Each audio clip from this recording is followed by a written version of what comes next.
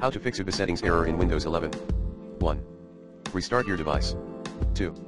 Use the SFC utility as admin. 3. Delete commit limit value at hkey_local_machine/system/current control set/control/session manager/memory management in Windows registry editor. Quit registry editor and restart your computer. 4.